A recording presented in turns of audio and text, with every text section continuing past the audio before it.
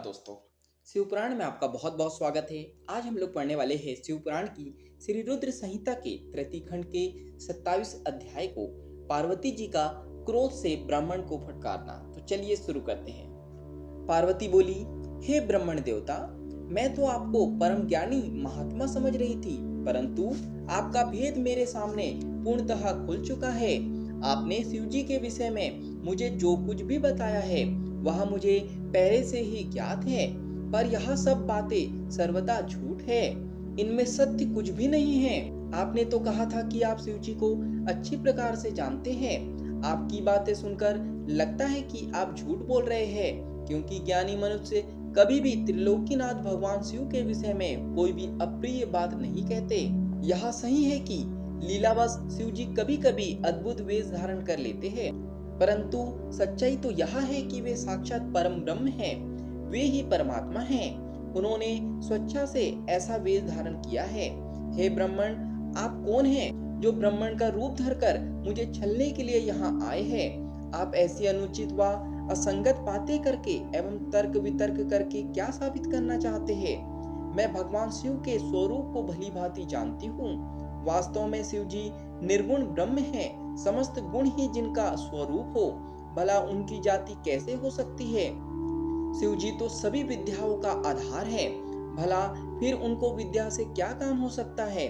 पूर्व काल में भगवान शिव ने ही श्री हरि विष्णु को संपूर्ण वेद प्रदान किए थे, जो चराचर जगत के पिता है। उनके भक्तजन मृत्यु को भी जी लेते हैं, जिनके द्वारा इस प्रकृति की उत्पत्ति हुई है, जो सभी तत्वों के आरंभ के विषय में जानते हैं। उनकी आयु का माप कैसे किया जा सकता है? भक्तवत्सल शिव जी सदा ही अपने भक्तों के वश में ही रहते हैं। वे अपने भक्तों को प्रसन्न होने पर प्रभु शक्ति, उत्साह शक्ति और मंत्र शक्ति नामक अक्षय शक्तियां प्रदान करते हैं। उनके परम चरणों का ध्यान करके ही मृत्यु को जीता जा सकता है। इसलिए शिव जी को मृत्युंजय नाम से जाना जाता है। भगवान शिव की कृपा प्राप्त करके ही विष्णु जी को विष्णुत्व, ब्रह्मा जी को ब्रह्मत्व और अन्य देवताओं को देवतत्व की प्राप्ति हुई है। भगवान शिव महाप्रभु है। ऐसे कल्याणमयी भगवान शिव की आराधना करने से ऐसा कौन सा मनोरथ है जो सिद्ध नहीं हो सकता? उनकी सेवा न करने से मनुष्य 7 जन्मों तक दरिद्र होता है। वहीं दूसरी ओर उनका भक्ति पूर्वक पूजन करने से सदैव के लिए लक्ष्मी की प्राप्ति होती है। भगवान शिव के समक्ष 8 सिद्धियां सिर झुकाकर इसलिए नृत्य करती है कि भगवान उनसे सदा संतुष्ट रहे। भला ऐसे भगवान शिव के लिए कोई भी वस्तु कैसे दुर्लभ हो सकती है? भगवान शिव का स्मरण करने से ही सबका मंगल होता है। इनकी पूजा के प्रभाव से ही उपासक की सभी कामनाएं सिद्ध हो जाती है। ऐसे निर्विकारी भगवान शिव में भला विकार कहां से और कैसे आ सकता है? जिस मनुष्य के मुख में सदैव शिव का मंगलकारी नाम रहता है, उनके दर्शन मात्र से ही सब पवित्र हो जाते हैं। आपने कहा था कि वे अपने शरीर पर चिता की भस्म लगाते हैं। यह पूर्णतः सत्य है, परंतु उनके शरीर पर लगी हुई यह भस्म जब जमीन पर गिरकर झड़ती है, तो क्यों सभी देवता उस भस्म को अपने मस्तक पर लगाकर अपने को धन्य समझते हैं? अर्थात उनके स्पर्श मात्र से ही अपवित्र वस्तु भी पवित्र हो जाती है। भगवान शिव ही इस जगत के पालनकर्ता, सृष्टिकर्ता और संहारक है। भला उन्हें कैसे साधारण बुद्धि द्वारा जाना जा सकता है? उनके निर्गुण रूप को आप जैसे लोग कैसे जान सकते हैं? दुराचारी और पापी मनुष्य भगवान शिव के स्वरूप को नहीं समझ सकते। जो मनुष्य अपने अहंकार और अज्ञानता के कारण शिव तत्व की निंदा करते हैं, उनके जन्म का सारा पुण्य भस्म हो जाता है। हे ब्राह्मण, आपको ज्ञानी महात्मा जानकर मैंने आपकी पूजा की है, परंतु आपने शिव जी की निंदा करके अपने साथ साथ मुझे भी पाप का भागी बना दिया है। आप घोर शिवद्रोही है। शास्त्रों में बताया गया है कि शिवद्रोही का दर्शन हो जाने पर शुद्धिकरण हेतु स्नान करना चाहिए तथा प्रायश्चित करना चाहिए। यह कहकर देवी पार्वती का क्रोध और बढ़ गया और वे बोली, अरे दुष्ट, तुम तो कह रहे थे कि तुम शंकर को जानते हो, परंतु सच तो यह है कि तुम उन सनातन शिव जी को नहीं जानते हो। भगवान शिव परम ज्ञानी, सत्पुरुषों के प्रियतम व सदैव निर्विकार रहने वाले हैं। वे मेरे अभिष्ट देव है। ब्रह्मा और विष्णु भी सदा महादेव जी को नमन करते हैं। सारे देवताओं द्वारा शिव जी को आराध्य माना जाता है। काल भी सदा उनके अधीन रहता है। वे भक्तवत्सल शिव शंकर ही सर्वेश्वर है और हम सबके परमेश्वर है। वे दीन दुखियों पर अपनी कृपा दृष्टि बनाए रखते हैं। उन्हीं महादेव जी को पति के रूप में प्राप्त करने हेतु ही मैं शुद्ध हृदय से इस वन में घोर तपस्या कर रही हूँ कि वे मुझे अपनी कृपा दृष्टि से कथार्थ कर मेरे मन की इच्छा पूरी करे। ऐसा कहकर देवी पार्वती चुप हो गई और निर्विकार होकर पुनः शांत मन से शिव जी का ध्यान करने लगी। उनकी बातों को सुन ब्रह्मण देवता ने जैसे ही कुछ कहना चाहा, पार्वती ने मुंह फेर लिया और अपनी सखी विद्या से बोली, सखी इस अधम ब्राह्मण को रोको। यह बहुत देर से मेरे आराध्य प्रभु शिव की निंदा कर रहा है। अब पुनः उनके ही विषय में कुछ बुरा भला कहना चाहता है।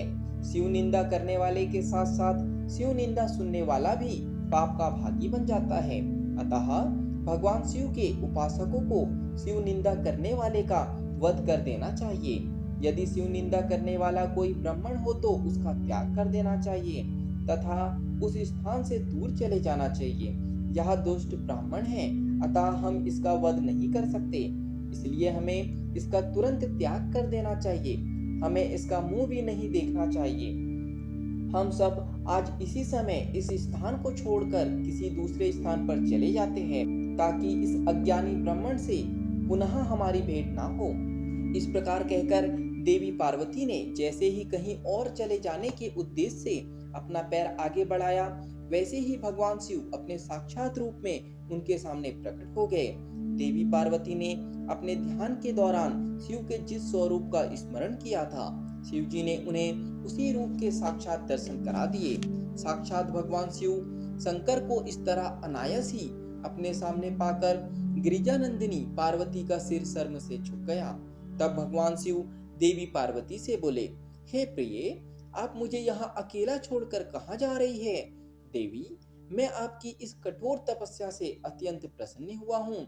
मैंने सभी देवताओं एवं ऋषि मुनियों से आपकी तपस्या और दृढ़ निश्चय की प्रशंसा सुनी है, इसलिए आपकी परीक्षा लेने की ठान कर मैं आपके सामने चला आया हूँ।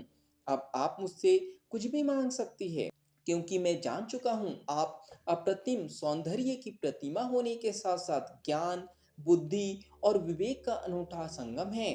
आज आपने अपने उत्तम भक्ति भाव से मुझे अपना खरीदा हुआ दास बना दिया है। सो स्थिर चित वाली देवी गिरिजा, मैं जान गया हूँ कि आप ही मेरी सनातन पत्नी हैं। मैंने अनेकों प्रकार से बार बार आपकी परीक्षा ली है। हे देवी, मेरे इस अपराध को आप क्षमा कर दे। हे शिवे, इन तीनों लोकों में आपके समान अनुरागनी कोई न है, न थी और ना ही कभी हो सकती है। मैं आपके अधीन हूँ। देवी, आपने मुझे पति बनाने का उद्देश्य मन में लेकर ही यह कठिन तपस्या की है, अतः आपकी इस इच्छा को पूरा करना मेरा धर्म है।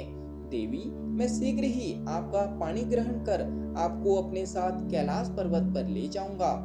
देवादिदेव महादेव जी के इन वचनों को सुनकर गिरिजानंदिनी पार्वती के आनंद की कोई सीमा न रही। वे अत्यंत प्रसन्न हुई। हर्षातिरेक से उनका तपस्या करते हुए सारा कष्ट पल में ही दूर हो गया। उनकी सारी थकावट तुरंत ही दूर हो गई। पार्वती अपनी तपस्या की सफलता और त्रिलोकीनाथ भक्तवत्सल महादेव जी के साक्षात दर्शन पाकर कृतार्थ हो गई और उनके सभी दुख क्लेश भर में ही दूर हो गए।